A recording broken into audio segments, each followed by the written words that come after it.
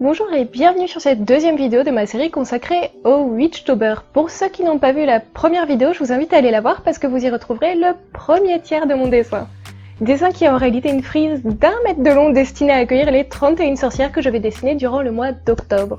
Je vous remets aussi la liste créée par Nike Geekart que je vais suivre. Et petit rappel pour ceux qui n'ont pas trop suivi, le Witchtober consiste à dessiner une sorcière par jour durant le mois d'octobre. Bien, maintenant que les rappels sont faits, il est temps de commencer.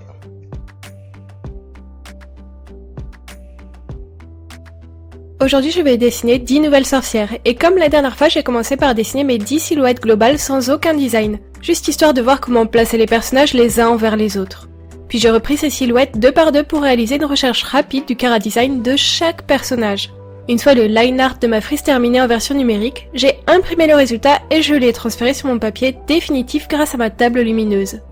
S'en est suivi une des étapes les plus longues et pénibles de ce projet, le pré-ancrage. Le pré-ancrage chez moi, ça consiste à ancrer une première fois avec des liners assez clairs. Ici des liners de couleur sépia.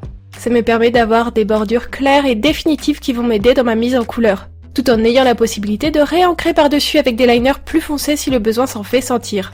En gros, si je fais des bavures avec mes feutres à alcool. Ça peut vous sembler être une perte de temps, mais en vrai ça me facilite pas mal la vie. Ma 11e sorcière est inspirée par le concept de l'esprit. J'ai pas mal hésité sur l'interprétation que je devais en avoir. Est-ce que j'allais en faire un fantôme? Ou alors un génie? Au final, je suis partie sur quelque chose d'un peu plus conceptuel. Une espèce de sorcière avec un corps spectral laissant apparaître son squelette au niveau du corps. Mais pour rester dans le côté sorcière et pas complètement partir dans le monstre ou le fantôme, je n'ai pas voulu lui ajouter un crâne apparent au niveau du visage. Mais je lui ai quand même ajouté un crâne d'ours autour du visage. Ça lui donne un petit côté casque et guerrière que j'aime beaucoup. Je trouve que ce chara-design est assez original et j'aime beaucoup la tournure de ce personnage qui est l'un de mes préférés de la vidéo d'aujourd'hui. Le thème de ma 12e sorcière est le corbeau. J'aurais pu me contenter de la dessiner avec un corbeau, après tout c'est un familier assez classique chez les sorcières. Mais jusqu'à présent j'ai préféré interpréter le thème dans le design de ma sorcière, plutôt que de dessiner une sorcière et un corbeau, ou une sorcière avec un fantôme. Je ne sais pas si je m'explique bien. Mais bref. Toujours est-il que j'ai décidé de lui faire porter une cagoule pour changer un peu du classique chapeau de sorcière, mais aussi pour lui donner un petit côté plus mystérieux, plus je me fonds dans la nuit. Je l'imagine bien ne sortant que la nuit avec sa tenue se confondant avec la pénombre ambiante. Bien sûr, j'ai ajouté des ailes et des plumes à son costume pour la connecter plus en profondeur avec l'idée de l'oiseau et du corbeau. La sorcière suivante est la sorcière Lolita. Quand je pense Lolita, je pense au courant vestimentaire Lolita japonais. Suite Lolita, Gothic Lolita et j'en passe. J'ai déjà fait une vidéo à ce sujet, elle s'affiche en haut de l'écran, alors si ça vous intéresse, n'hésitez pas à aller la regarder. J'ai essayé de respecter les codes de cette mouvance, en gardant une inspiration légèrement victorienne modernisée, avec de jolis ornements comme des nœuds, des flots, des rubans. Je la voulais mignonne, mais sobre et adulte, parce que je ne voulais pas sombrer dans le penchant déplacé du terme Lolita. Arrivé à ce stade, je n'ai plus supporté de voir le contraste entre mes 10 premières sorcières propres et ancrées, et mes 3 nouvelles floues et baveuses. Je voulais me laisser l'ancrage final pour la fin. Mais pour apaiser mes yeux et mon moral, j'ai décidé de précipiter cette étape et de finaliser mes 3 premières sorcières du jour.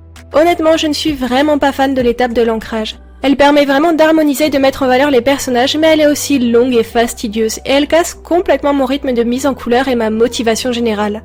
C'est une étape lente et répétitive et très peu créative, alors je m'ennuie beaucoup. J'essaye d'écouter de la musique ou des vidéos pendant ce temps-là, histoire de garder mon esprit occupé, mais ce n'est pas toujours évident. La sorcière suivante est la sorcière punk, et c'est probablement celle que j'aime le moins. Je n'ai rien contre mon dessin, c'est juste qu'elle est un peu trop moderne pour moi. Vous me connaissez, j'aime beaucoup les costumes historiques ou fantastiques, et je dessine vraiment très rarement des personnages dans une époque plus contemporaine. Mais sinon ce que j'aime avec ce personnage, c'est que je l'ai dessiné moins mince que mes autres sorcières. Dans mes 10 premières sorcières, j'ai aussi essayé de le faire avec ma sorcière sur le thème du voyage. Quand on dessine, on a souvent tendance à ne dessiner qu'un seul type de morphologie. Et j'avais vraiment envie d'avoir un brin plus de variété dans mes personnages.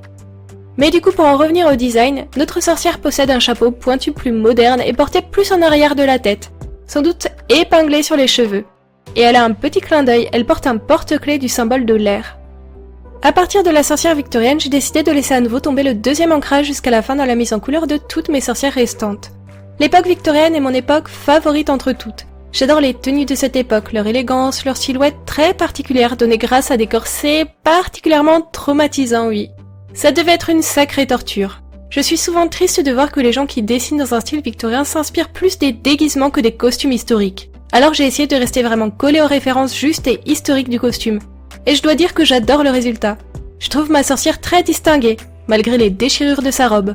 On notera aussi le petit détail du crâne d'oiseau sur son chapeau et sa jolie baguette magique sertie d'une pierre. Ce design se bat clairement en duel avec celui de ma sorcière esprit pour le statut de mon design préféré du jour. Et en parlant de sorcière favorite, je vous ai demandé la semaine dernière de voter pour votre sorcière préférée. Et quand je vois le résultat des sondages, ça me paraît assez évident que vous avez préféré l'automne et la forêt. Du coup, je pense que je vais essayer de rajouter ces deux sorcières à mon livre de coloriage sur le thème des sorcières et des familiers.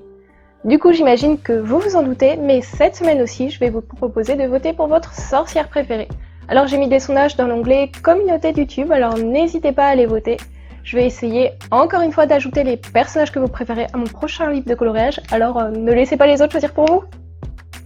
Bon, pour en revenir à mes sorcières, voici celle sur le thème de la musique. Cette fois, je me suis inspirée du piano. Je lui ai créé un chapeau et un col à touches, ainsi qu'un collant rayé pour rester dans l'esprit piano et touches noires et blanches. Pour trancher un peu des teints de peau naturels de mes premières sorcières, je lui ai cette fois donné une peau bleuâtre et des cheveux assortis.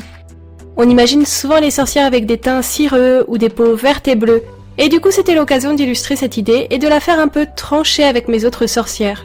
Surtout que son design coloré est assez sobre, alors je sentais qu'elle avait besoin d'un peu plus de fantaisie. La sorcière suivante est celle de la danse. On voit que comme la sorcière de la musique, elle est en train de danser. Logique, vous allez me dire. Mais au niveau du design, je ne voulais pas juste qu'elle danse. Je voulais qu'elle soit en train de participer à un sabbat. Dans l'imaginaire collectif, on voit souvent les sabbats comme des scènes de danse de nuit endiablées au clair de lune. Les sorcières sont généralement nues ou en toge ou en chemise de nuit blanche transparente. Du coup, je suis restée dans cette idée de tenue légère et transparente. Une espèce de chemise de nuit retenue à la hâte avec quelques bouts de corde. Je la voulais très nature, complètement concentrée dans son rituel. Et en parlant de rituel, c'est le thème de notre sorcière suivante. J'ai à nouveau décidé de dessiner une sorcière plus moderne pour trancher. Mais je lui ai ajouté cet air magique, ces petites bougies flottantes autour d'elle et reposant et coulant sur elle, sur ses épaules et sur sa tête. Je l'ai dessinée assise, comme au centre de son cercle d'invocation ou de son pentacle. Elle ferme les yeux pour mieux se concentrer. Ça ne doit pas être évident au milieu de toutes ces sorcières très agitées. Mais j'aime beaucoup la sérénité qui se dégage de ce personnage. Et j'aime bien sa position assise aussi. Ça tranche pas mal avec la position des autres personnages de ma frise. Ma sorcière suivante est la sorcière du feu. J'ai vraiment beaucoup hésité à dessiner une sorcière brûlant sur un bûcher, mais ça m'aurait demandé trop d'éléments de décor et ce n'est pas trop l'esprit du reste de la frise. Du coup, je suis partie sur l'idée d'une sorcière maîtrisant le pouvoir du feu, capable de réaliser des boules de feu. L'idée m'a permise de remplir la partie haute de la sorcière rituelle et de rééquilibrer l'ensemble. Mais ça a aussi été sympa de dessiner une sorcière en pleine utilisation de ses pouvoirs. Niveau tenue, je lui ai donné une robe d'inspiration fantastique avec de très légères évocations historiques. On arrive enfin à notre 20e sorcière, la dernière de la vidéo d'aujourd'hui. Son thème est la nuit. Je n'ai pas pu m'empêcher de réaliser un design très mystique et onirique. Une sorcière si puissante que sa chevelure personnifie la nuit. À chaque fois que notre sorcière se déplace sur la lande, sa chevelure se propage et fait tomber la nuit sur les terres. Je trouve le concept hyper parlant et poétique. Ça donne une très forte symbolique à cette sorcière. Ça lui donne presque un statut de déesse. Un rang bien plus élevé et particulier que celui des sorcières plus classiques essayant de maîtriser et de pratiquer la magie à des fins moins symboliques que l'équilibre entre le jour et la nuit. D'ailleurs, on pourrait aussi interpréter ça comme l'équilibre entre le bien et le mal.